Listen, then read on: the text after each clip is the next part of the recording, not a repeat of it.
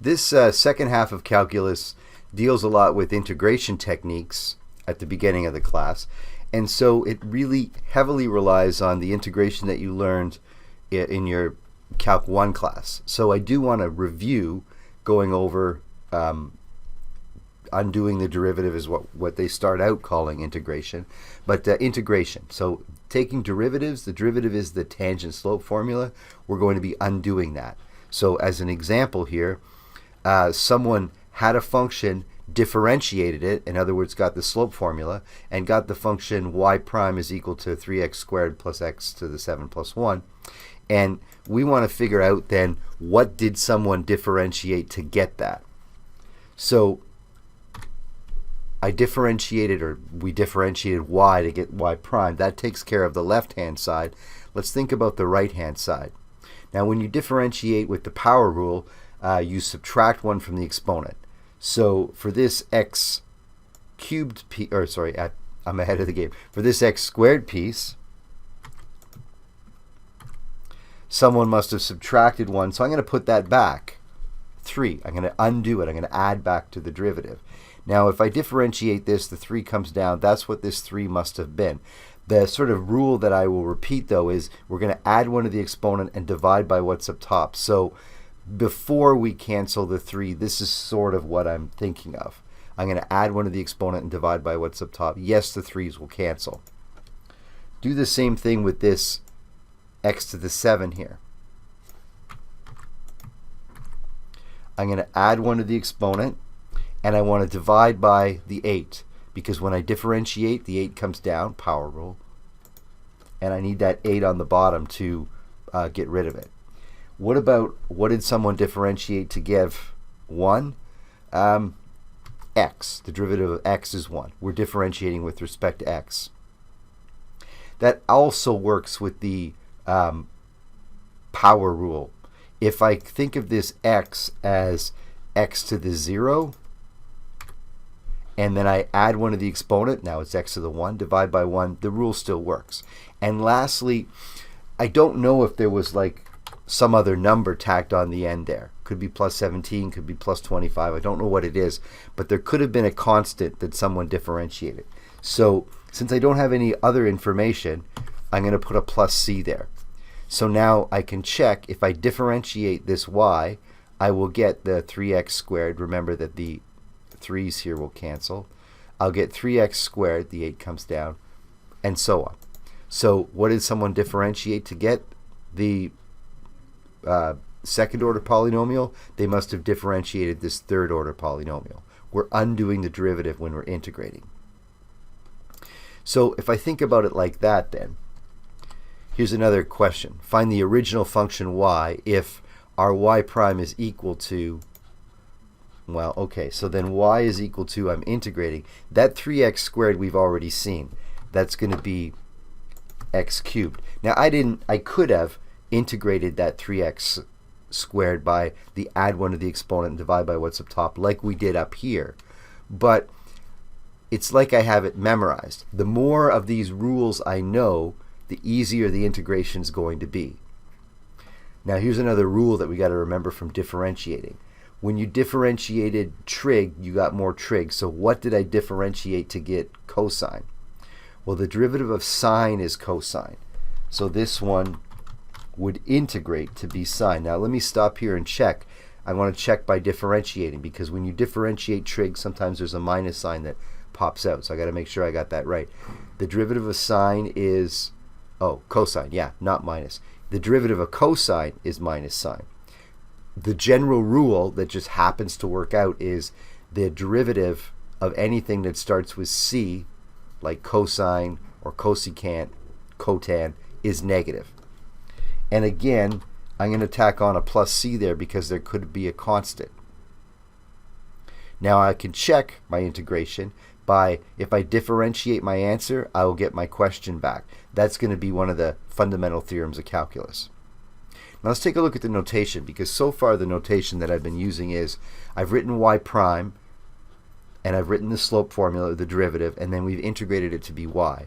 But let's think about the notation. We have two symbols if I want to write integration. The first one is the integral sign, and the second is the dx. They're actually, we should think of them as like a functional bracket. They always show up together. You integrate with respect to dx. So you should never have that integral sign without saying with respect to what you're integrating. So they're always seen in a pair. So up here, we could change this question to be y equals integrate, and this is what we're going to integrate, and with respect to dx. So they show up as brackets. Integrate dx. I know at the beginning that dx seems kind of redundant, right? Like, what else would you integrate with respect to? That's the variable x. But later on, it's going to become very important once we get into substitution. And maybe there's a lot of different parameters floating around, and we need to know with respect to what variable am I integrating. Let's look at some integration rules. Now, these integration rules, as we go through all of them, and we sort of already thought about a few here, a trig one and a power rule one. All of these integration rules that we're going to go over they're just the differentiation rules that you learned, but backwards. So we know that if I've got a function y equals 5x, that's the line. In fact, this is the line through the origin with a slope of 5. So the derivative is the slope formula. So if I differentiate, I get y prime equals 5, a constant 5. Yeah, because the slope of 5x is a constant 5. The slope of the line 5x is a constant 5. That's an example from our first rule. Again, all of these rules we're going to need later on to put together. So it's a good idea to have at least all of these listed numbered ones memorized. The first one is if I'm integrating a constant. If we have that the slope is equal to m, where m is a constant.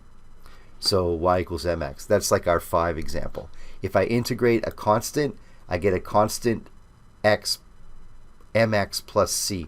I'm always going to be adding that plus c, because if I differentiate, there could be a constant number there, like a 17 or whatever, and I don't know what it is. And when I differentiated, it disappeared. So you put a plus c there. We can find it later if we end up getting more information. So if I integrate a constant, I get a line, mx plus 5, and plus 5, plus c.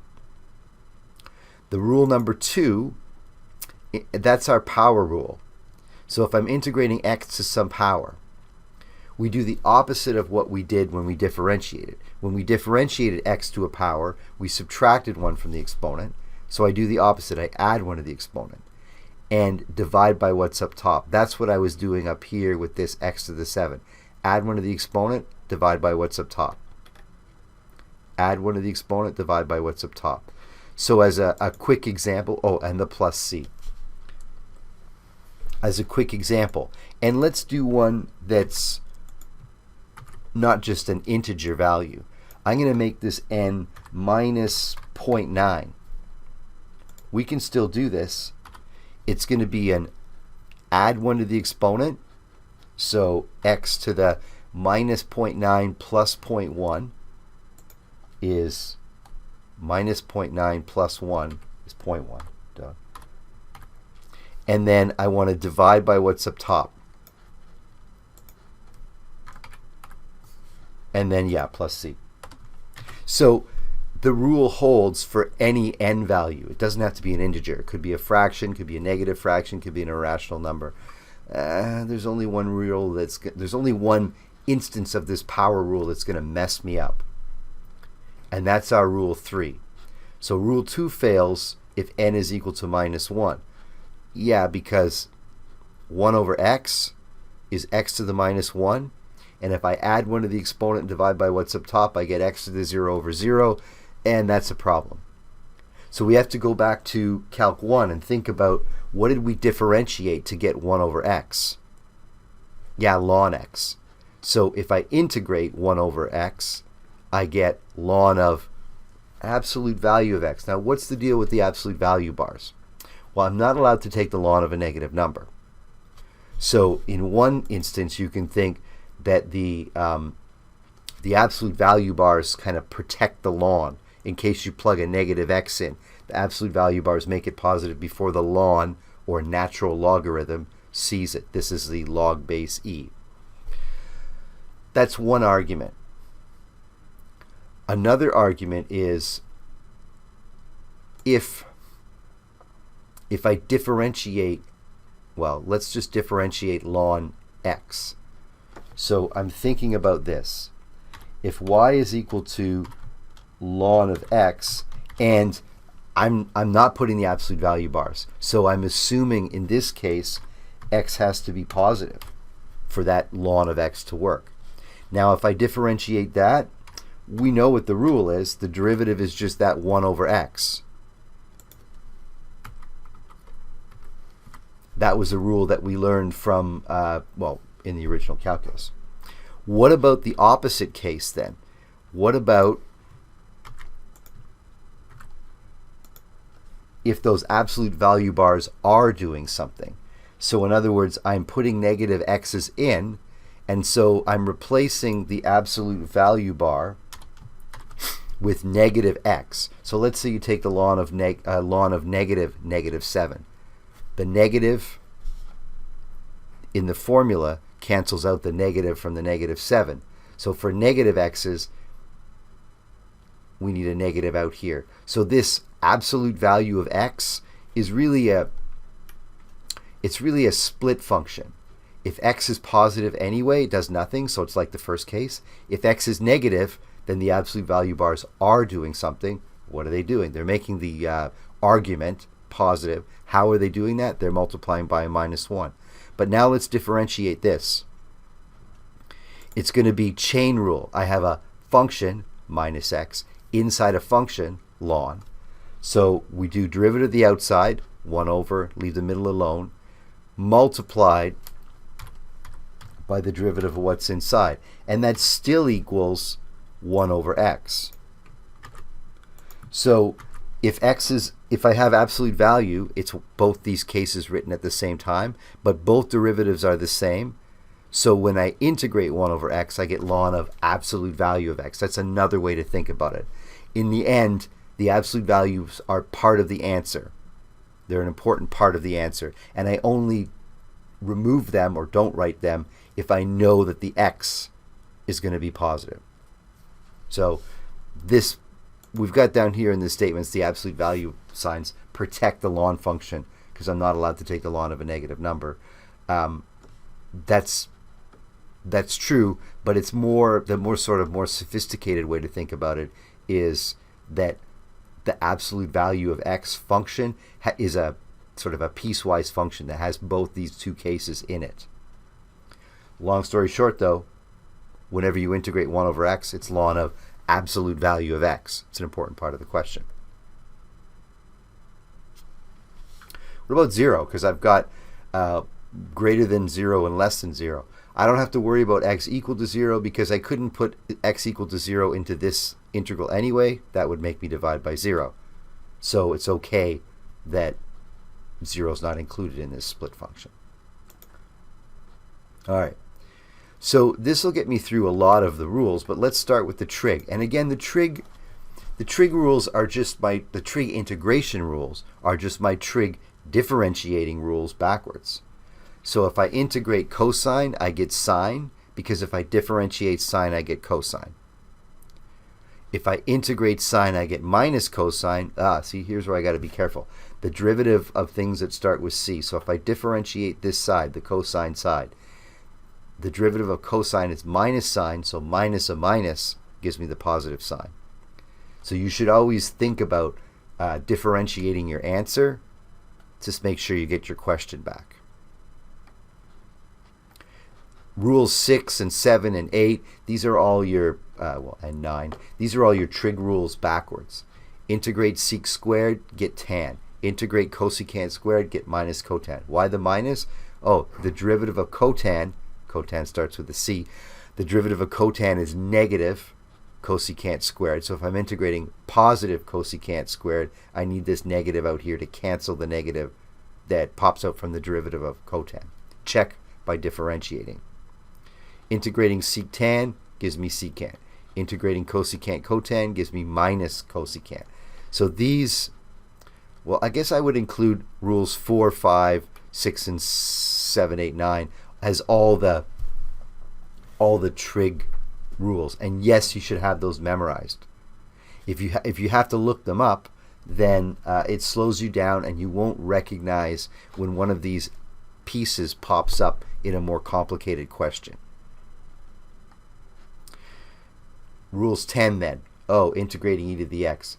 This is that rule that we know from if I integrate e to the x, I get e to the x. Sure, because if I differentiate e to the x, I get e to the x.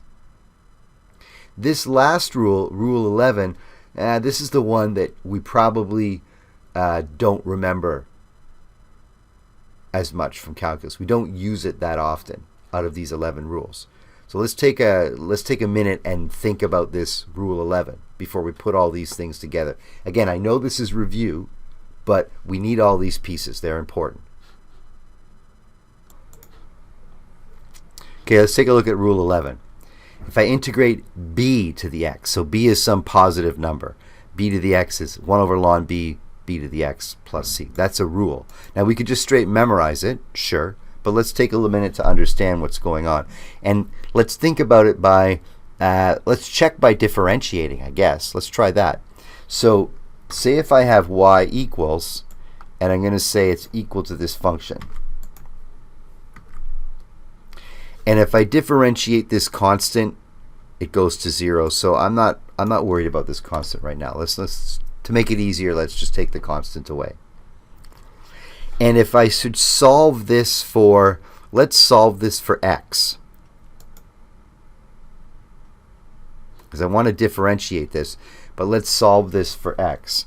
If okay, so then I've got to multiply that ln b up to the other side, and so that equals b to the x. Now, on ln b, since b is a number, ln b is a constant. It's a number. If b was 2, then ln b would be like 0.69 and change. I'm going to take the ln of both sides of this equation. What I'm trying to do is solve for x here. So if I take the ln of both sides,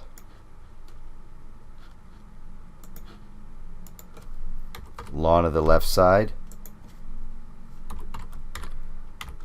ln of the right side,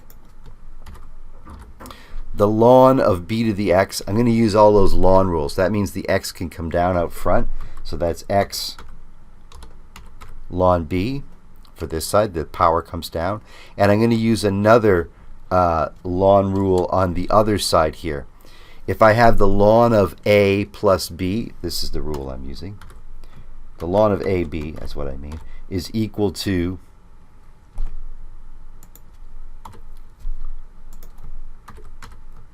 the ln of a plus the ln of b. So those are ln rules that we learned last course.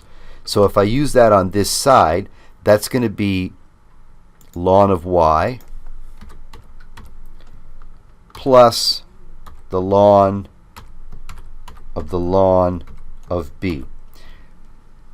What's the ln of the ln? I don't need to worry about it actually, because I'm going to be differentiating this. And since b is a constant, it's a number. Ln b is a number, so ln of that number is a number. This piece here is a constant, so when I differentiate it, it disappears.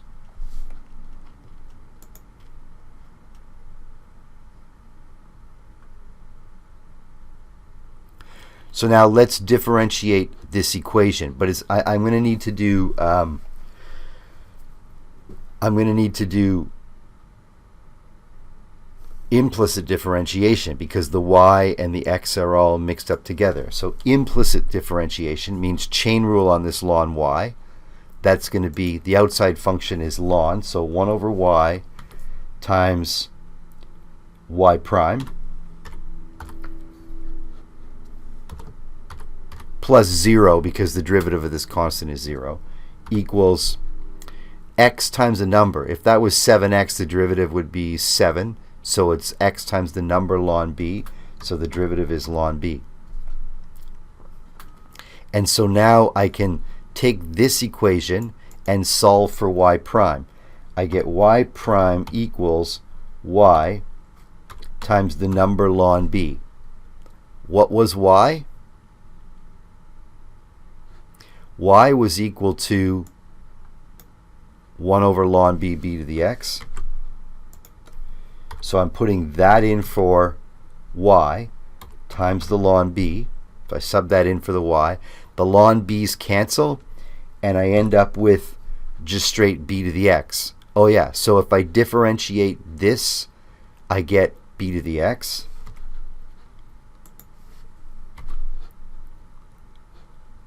So if y is equal to 1 over ln b, b to the x, then y prime is equal to b to the x. That means if I integrate, if I undo, if I take the derivative backwards, integrate b to the x, I get ln b over b to the x.